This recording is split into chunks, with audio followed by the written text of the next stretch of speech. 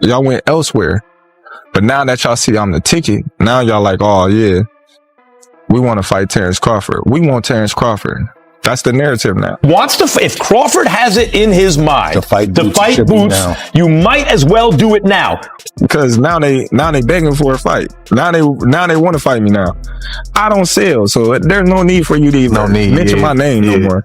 Don't say Terence Crawford.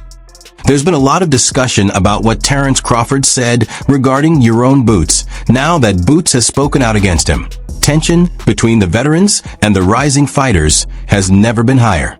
One of boxing's most dangerous young contenders is now targeting Crawford, the same fighter who conquered 3 weight divisions and made Saul Alvarez look vulnerable on the global stage. Meanwhile, Boots also delivered a powerful victory over Ennis, who was knocked out in the first round.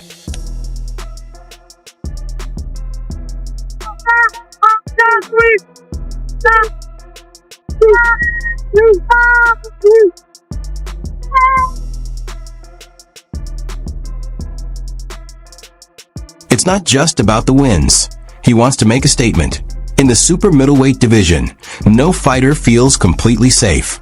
Just as fans started hoping this dream matchup could happen, Crawford's team responded, leaving everyone surprised. This is shaping up to be a must-watch story, so don't forget to like and follow. We need to take a closer look at how this quiet disagreement has turned into one of the most talked about stories in boxing. From bold claims by Eddie Hearn to a cold rejection from Baumack and Crawford's calm but pointed reply, the story has it all. History, drama, and just a touch of shade. On business right now, because if you're Boots, right? And I guess the thing for Canelo is, Floyd makes some good money there. Canelo had a nice following. Is there a super big following for Boots outside of just the boxing world? That's what Matt is saying. The market is not that big. I know, but what I'm saying is like, so the money was like, if I'm Crawford, would I jump out there and fight? Because Boots ain't no easy fight. Jaron Boots Ennis has always been confident, but his most recent performance boosted that confidence into something explosive. It was a display too significant for the boxing world to ignore.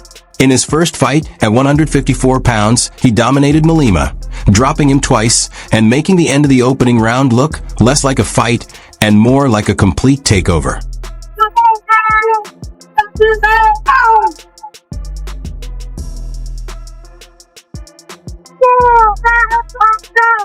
The crowd barely had a moment to react before Lima hit the canvas. With that, Jaron Boots Ennis and his team proved he is a serious contender at super middleweight. Within hours, social media exploded, with fans calling for the next major showdown on X, formerly known as Twitter. The matchup between Boots and Terence Crawford has everyone talking. For Bud, the fight comes with high risk and limited reward. The only active fighter who seems capable of beating Crawford is Boots, and the numbers support the excitement. 35 wins, 0 losses, and 31 knockouts. But it's not just a record. It's a young, determined fighter who has never tasted defeat stepping into the territory Crawford once dominated.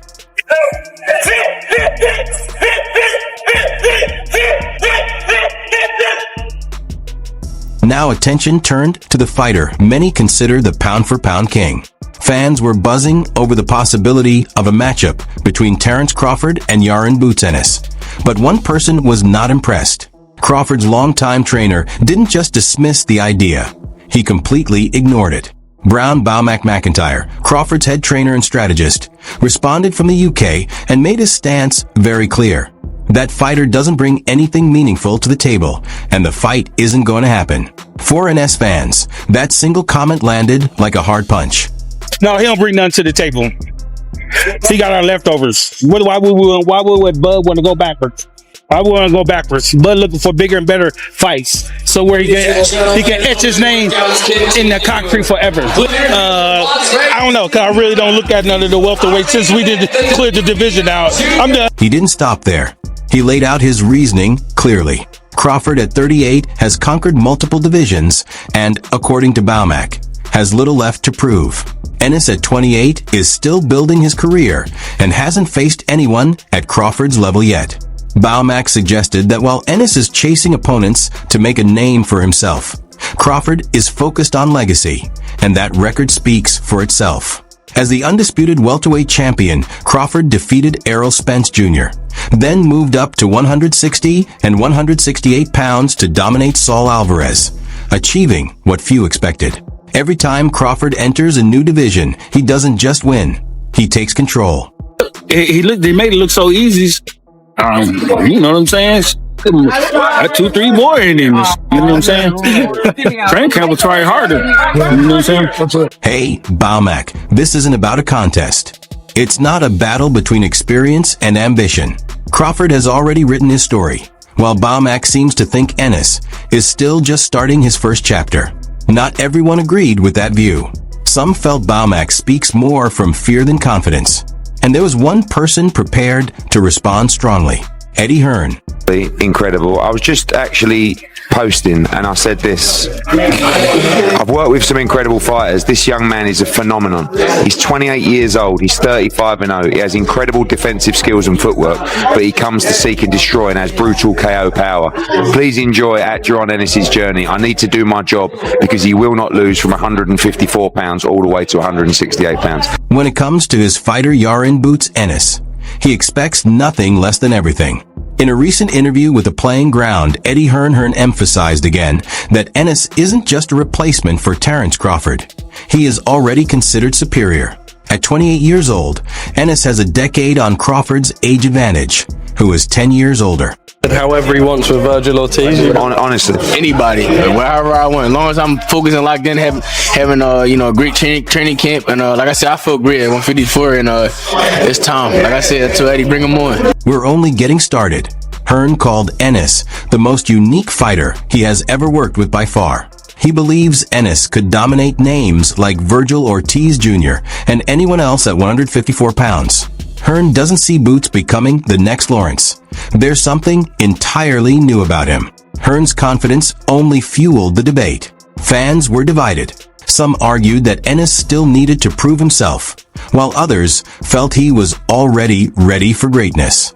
Not every boxer was willing to hand Ennis the title, but one prominent figure spoke up to offer a more balanced perspective. Hell yeah, I think Boots is a hell of a fighter.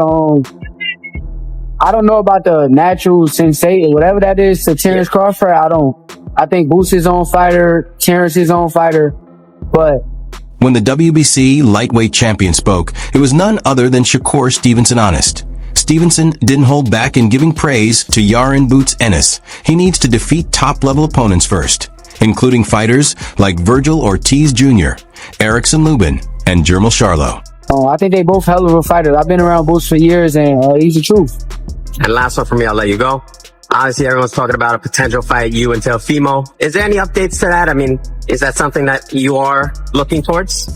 Yeah, that's the fight I want. So, ain't no updates. I don't speak business until the deal is done. So, nothing to talk about. Stevenson's comments set the direction for the conversation. It wasn't about who could talk the loudest. It came down to who could prove themselves in the ring. Fans were still buzzing over Ennis's impressive knockout, and now Crawford faced mounting pressure to respond. No matter how people feel about Terence Crawford, when he finally speaks, everyone pays attention. To be honest, I don't know what I'm gonna do. Like I said, everything's up in the air right now.